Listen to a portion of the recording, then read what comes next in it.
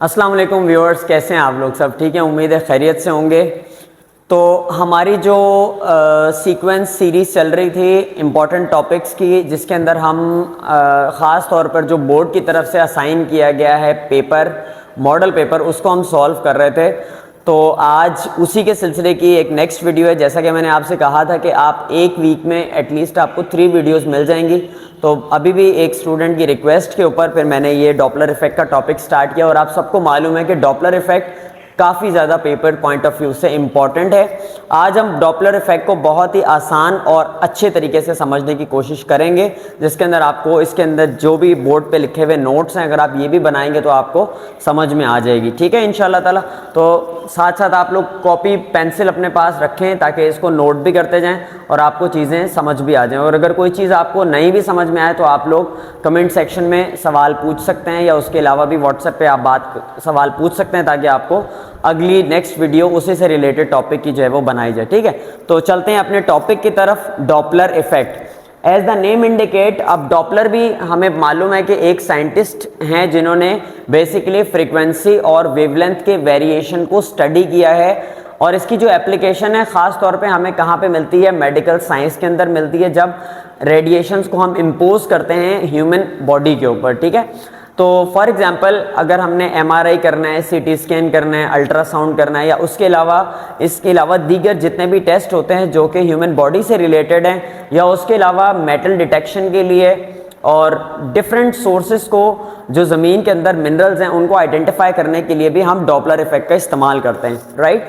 तो आज हम इसकी सिंपल से वेरिएशन से स्टार्ट करेंगे। As the name indicate, the study of relative change in the frequency of observer or a source when they are moved towards or away from each other. Right, so the relative change in the frequency of observer and the source when they are relatively moved towards each other, यानी जब वे एक दूसरे के मुताबिक अगर ये move कर रहे हैं तो अगर उसके अंदर वेरिएशन होगी फ्रीक्वेंसी में या वेवलेंथ में, उसको स्टडी करने के लिए हम डॉपलर इफेक्ट का इस्तेमाल करते हैं। ठीक है, तो आज यहाँ पर जो हमारे पास टर्मिनोलॉजीज हैं पहले वो आप देख लें।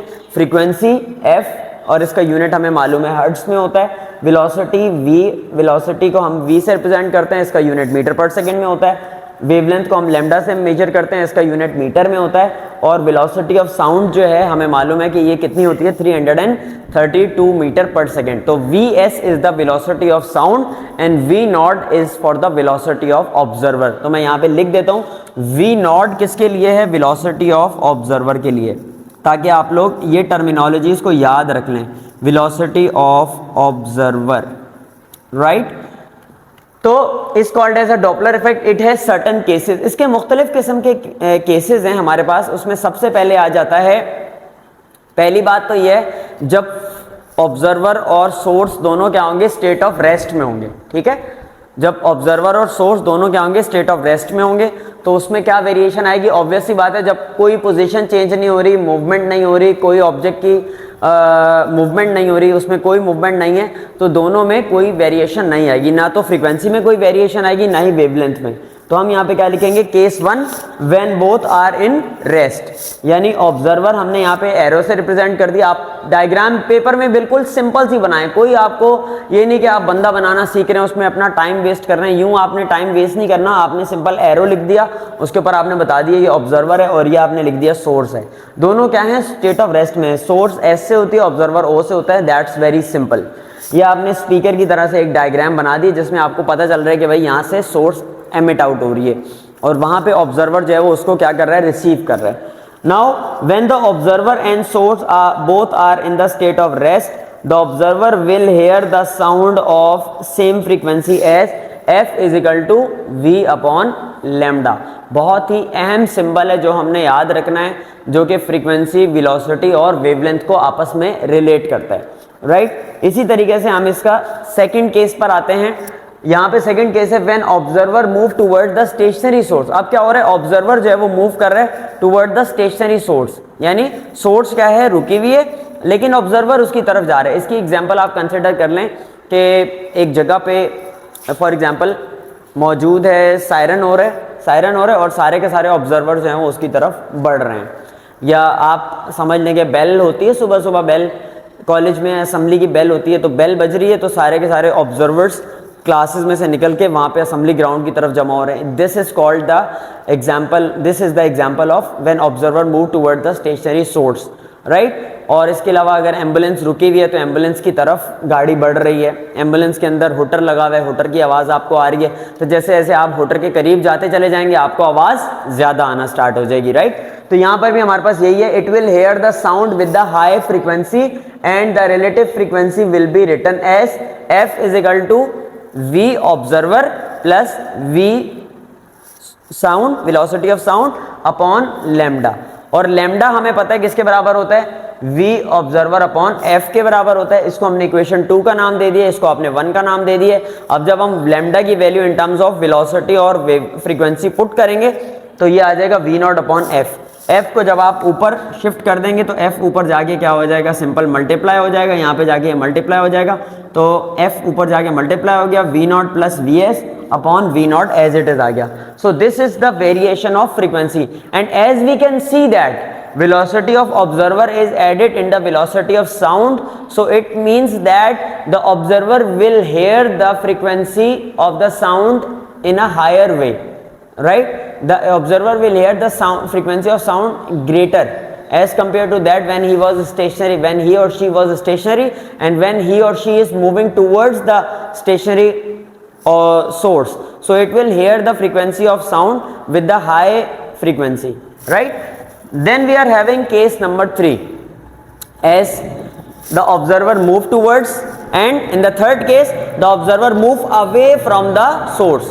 So in this way, when observer moves away from the stationary source, what will happen, it will hear the sound with the low frequency and the relative frequency will be written as f is equal to v naught minus vs upon lambda, where v naught is the velocity of observer, vs is the velocity of sound, and this is for the first equation, lambda is equal to v naught upon f, this is for the second equation.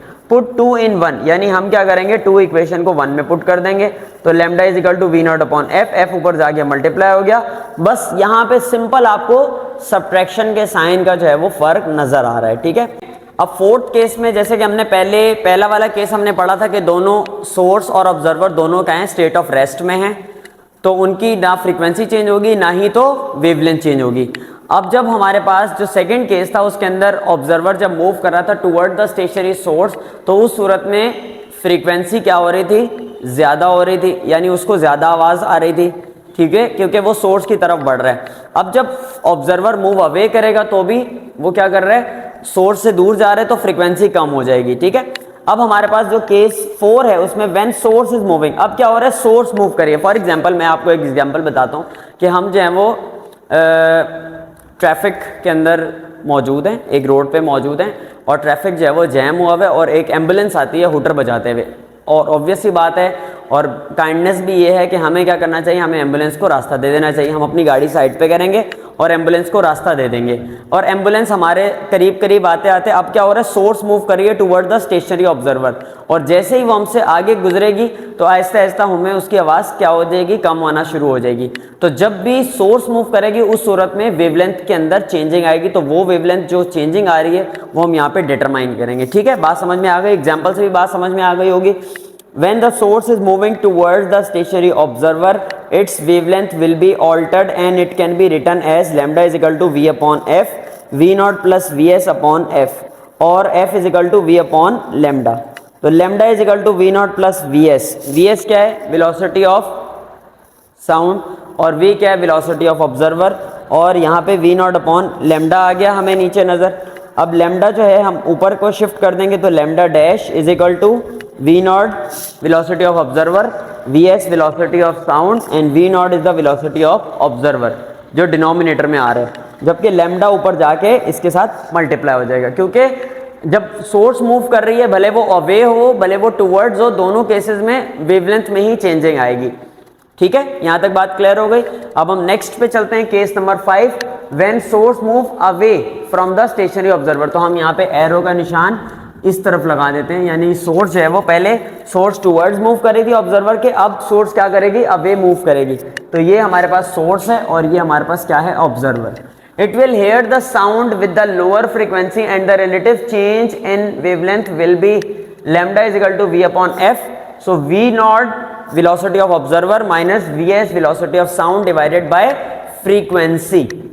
So और f is equal to v naught upon lambda होता है, ये बात हमें मालूम है, जो हमने सबसे पहले फंडामेंटल फॉर्मूला पढ़ा है. हम क्या करेंगे, वेवलेंथ को डिटरमाइन करने के लिए जहाँ जहाँ पे हमारे पास f है वहाँ पे हम क्या लिख देंगे, v नॉट अपॉन लैम्डा, और इसको क्रॉस मल्टीप्लाई ऊपर जाके कर देंगे. Lambda dash is equals to v naught minus v S upon v naught multiply by lambda. This is called the relative change in the wavelength. ठीक है, यहाँ तक समझ में आ गई होगी. लास्ट केस हमारे पास है, इसकी भी अगर एग्जाम्पल आपने समझनी है तो ये समझना है कि हम क्या कर रहे हैं, एक सोर्स जो है वो ऑब्जर्वर रुका हुआ है और सोर्स जो है वो उसकी तरफ बढ़ रही है. तो ऑब्जर्वर जो है वो सोर्स की तरफ बढ़ रहा है, एम्बुलेंस रुकी हुई है और सोर्स जो है वो उसकी तरफ बढ़ रही है. ठीक है, लास्ट जो है कार जो है वो उसकी तरफ बढ़ रही है. लास्ट एग्जाम्पल में when both are moving towards और अवे फ्रॉम ईच अदर. अब इसके एग्जाम्पल में आपके पास आ जाती हैं दो ट्रेन्स. ठीक है, और ऑब्जर्वर मूव कर रहे हैं और यहाँ पे भी सोर्स मूव कर रही है. अब सोर्स मूव कर रही है, जैसे ये लोकोमोटिव है, लोकोमोटिव का इंजन है, उसने विसल दिया हुआ है, वो प्लेटफॉर्म के ऊपर आ रहा है, तो ये भी इसकी एग्जाम्पल हो गई. When both are moving towards और अवे फ्रॉम ईच अदर. अब इस केस में क्या होगा, when both are moving towards each other the frequency will increase and wavelength will decrease. Vice versa for both when they are moving away from each other. यानी जब वो दोनों एक दूसरे से अवे जा रहे होंगे तो फिर वेवलेंथ में चेंजिंग आएगी, और जब वो टुवर्ड्स मूव कर रहे होंगे तो फ्रीक्वेंसी में चेंजिंग आएगी. अगर ऑब्जर्वर और वेवलेंथ दोनों एक दूसरे की तरफ बढ़ रहे हैं तो फ्रीक्वेंसी और वेवलेंथ में चेंजिंग आएगी, और अगर दोनों एक दूसरे से अवे जा रहे हैं तो भी फ्रीक्वेंसी और वेवलेंथ दोनों में चेंजिंग आएगी. उसका फॉर्मूला आपके पास फ्रीक्वेंसी डैश का क्या होगा, एक बार जब आपने फॉर एग्जांपल टुवर्ड्स मूव कर रहे हैं तो आपने टुवर्ड्स के लिए आपने ऊपर प्लस का निशान लगा देना है और नीचे माइनस का निशान लगा देना है, क्योंकि जब टुवर्ड्स मूव कर रहे हैं तो फ्रीक्वेंसी ज़्यादा होगी ना, फ्रीक्वेंसी ज़्यादा होगी, तो इसका मतलब है फ्रीक्वेंसी ज़्यादा में ऊपर वाली वैल्यू ज़्यादा होनी चाहिए, नीचे वाली वैल्यू कम होनी चाहिए, और v upon lambda as it is रहेगा. और यहाँ पर अगर आप वेवलेंथ डैश की बात करें, यानी चेंज इन द वेवलेंथ की बात करें, तो जब फ्रीक्वेंसी ज़्यादा हो रही है तो वेवलेंथ कम होगी. तो याद रखिएगा, वेवलेंथ कम होने की वजह से ऊपर माइनस आएगा और नीचे प्लस आएगा, और यहाँ पे v अपॉन एफ का फॉर्मूला लगेगा. लेकिन जो दूसरा केस है, when they are moving away, ये तो तब था ना जब दोनों एक दूसरे के करीब आ रहे हैं. जब दोनों एक दूसरे के करीब आ रहे हैं तो फ्रीक्वेंसी ज़्यादा हो रही है और वेवलेंथ कम हो रही है. ठीक है, अब जब दोनों एक दूसरे के दूर जा रहे हैं तो फ्रीक्वेंसी कम होगी और वेवलेंथ ज़्यादा हो जाएगी. तो इसीलिए मैंने दोनों के साथ यहाँ पे प्लस माइनस लगाया हुआ है, ताकि जब भी जो भी फॉर्मूला आपको यूज़ करना हो आप उसके कॉरिस्पॉन्डिंग यूज़ करें.